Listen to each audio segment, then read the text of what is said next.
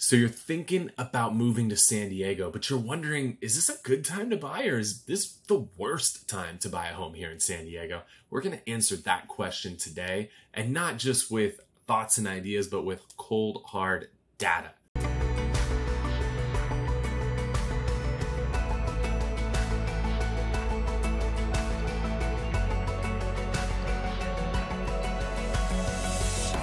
My name is Kyle Whissel with Whissel Realty Group. I am one of the few born and raised native San Diegans. I have lived here for my 40+ year life, and I want to share my experiences with you to be your guide to living in San Diego. If you enjoyed the video today, make sure to hit the thumbs up button, let YouTube know you enjoyed it. If you have some follow-up questions regarding the video or any of the data, you can always throw a comment down below. And if you enjoy this content, you want more of our content, make sure to hit the subscribe button and the little notification bell, and YouTube will let you know every time we drop a new episode, which we are doing every single week to give you as much information as we can so you could decide if a move to San Diego is right for you. If you want to connect with our team to talk a little bit more about exactly what your goals are to buy a home here in San Diego, give us a call, shoot us a text on the number down below. That will connect you with my team where we can talk to you a little bit more about your particular situation and help put a plan in place to accomplish those goals. So with that said, is it a good time to buy? Is it a bad time to buy? Well, if you are following the media, I used to host a radio show for 5 years, and I learned very, very quickly that the media is just nothing but negativity. And the reason for that is negativity gets clicks.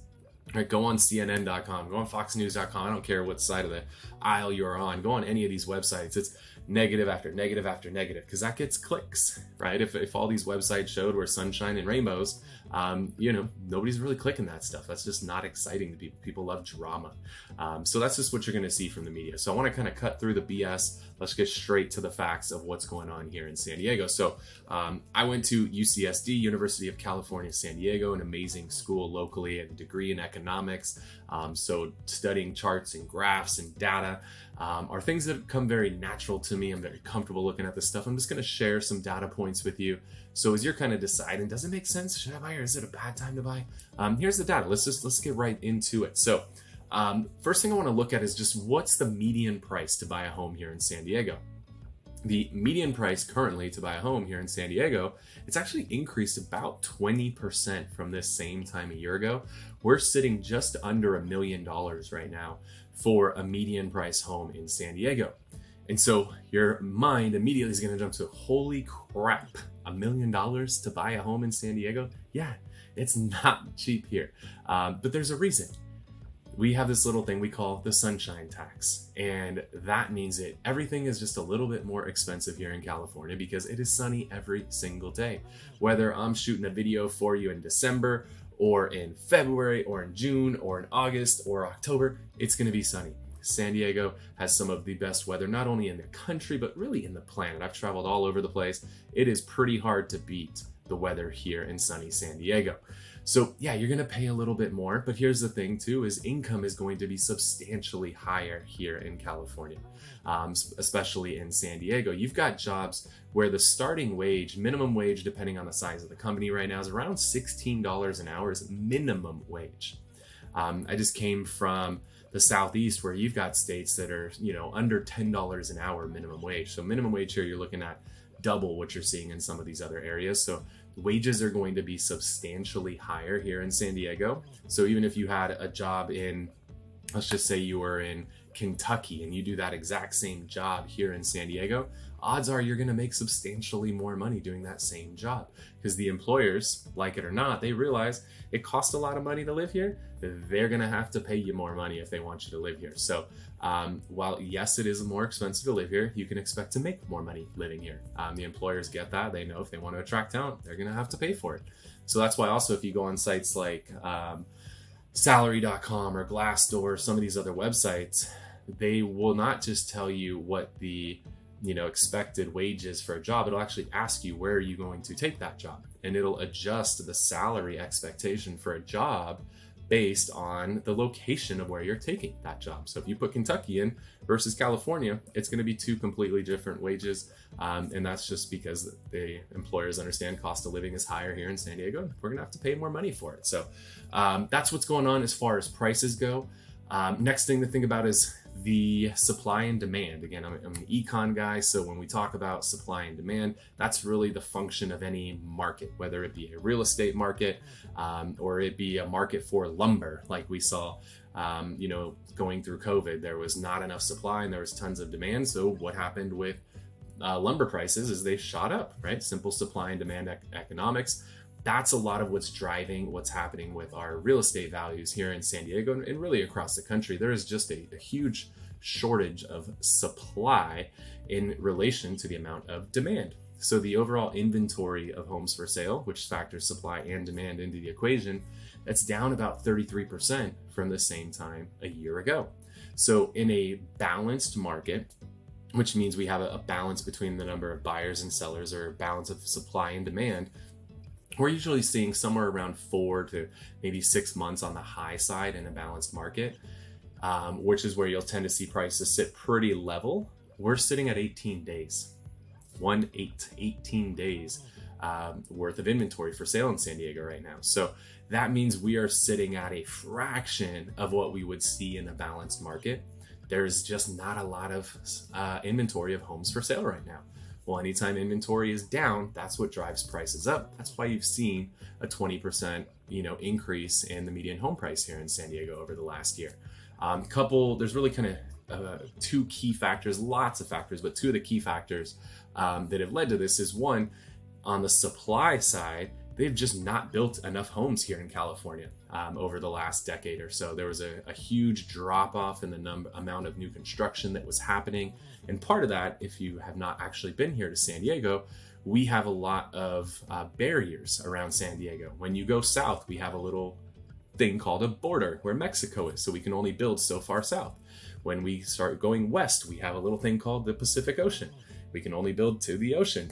And when you start going east, you start running into the desert. You can't build in the middle of the desert.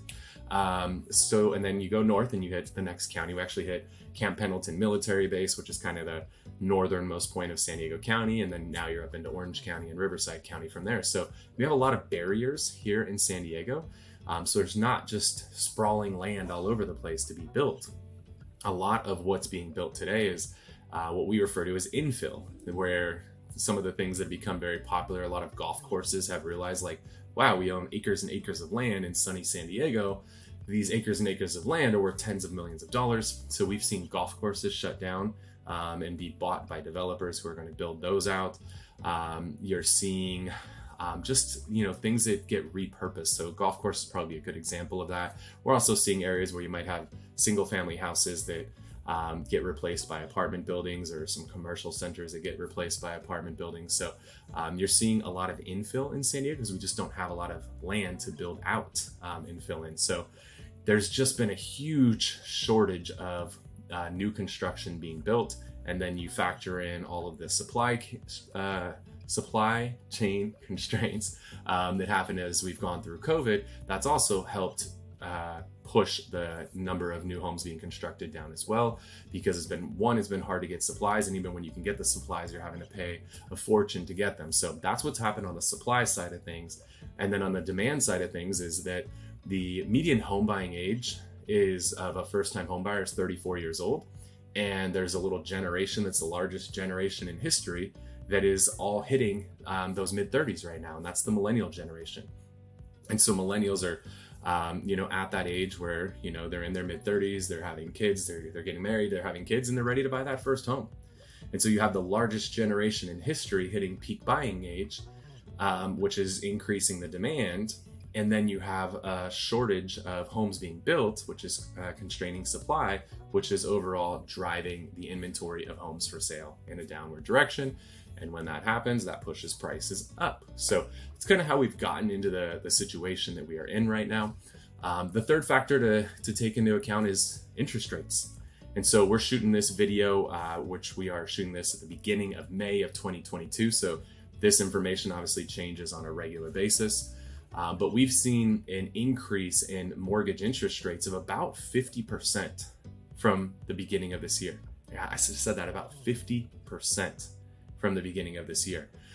So we saw rates hovering around 3.5% earlier this year. Now we're seeing rates hovering around 5.25% right now. So we've seen a massive jump in mortgage interest rates, which a lot of times what that will do is then we're starting to see a little bit of it where that's actually pushing some of the demand out, which is part of the goal of the Fed raising interest rates, which a lot of times correlate to rising mortgage rates. So we have seen some of the buyers get out of the equation, but again, we're at 18 days of inventory of homes for sale. 4 to 6 months is balanced. We're still so far off from a balanced market. So even though, yes, the increase in interest rates has pushed some of the buyers out of the equation, there is still such a massive surplus of buyers and a shortage of homes for sale that we're still seeing prices continuing to grow at a pretty substantial level. And we don't foresee that changing anytime soon. We expect to see prices continue to grow in the neighborhood of 1 to 2% per month for the foreseeable future. So with that said, when you're deciding like, should I buy right now? Does it make sense to buy, or is it a bad time to buy in San Diego? Well, let's think about that. You have a choice. You could buy, or you could rent, or you could just stay where you're at. I mean, but you wouldn't be watching this video if you weren't interested in moving to San Diego. So let's just assume you want to move to San Diego. Now you're just debating, do I want to buy or do I want to rent? Well, there's two things that have increased consistently since the beginning of time here in San Diego. And one of those is rental prices. In fact, we've seen rental prices increase 25% in the last 12 months. So rental prices have actually increased more than home prices have increased. So you got rental prices that have increased about 25%, and you've got home prices that have increased about 20%. So both of those are going in an upward direction. There's also two things that have remained flat over that time. Anybody who bought a home a year ago, guess what their mortgage payment did? It stayed the same. It didn't move over the last year. Meanwhile, their value went up. Well, what happened for those that are renting here in San Diego? Well, here's what the rental prices did, and here's what their equity did. So if you're buying a home, your payment has stayed the same. And if you rented a home, your equity stayed the same. But if you bought a home, the value went up, which is also your equity. And if you rented a home, your payment has gone up. I guarantee your landlord is increasing your rent from the same time a year ago. So you got to just decide, where do you want to be? Do you want to be on the side where you're gaining equity and having a fixed payment? Or do you want to be on the rental side where you're gaining no equity and you're facing increasing rents? Pretty easy to decide where you want to be. Anytime you can buy in the path of momentum where there is a market that is projected to increase, again, in the neighborhood of, 12 to 24%. I know it sounds crazy to think about values going up that much over the next 12 months, but that's what the projections are right now. Makes a lot of sense to buy. And not only do you get to lock in a consistent payment, but every single time you make a payment, you're actually paying down the balance on that mortgage. So that's further increasing. So you got values going up, your balance going down. That means your equity is growing. In addition, you're getting some amazing tax benefits. So a lot of good reasons why it still makes sense to buy. Yeah, it's $1 million. I know it's a lot of money right now, but I bought a home a year ago. But guess what? That home, mine's going up closer to 30% in the neighborhood that I bought in. That's pretty freaking cool.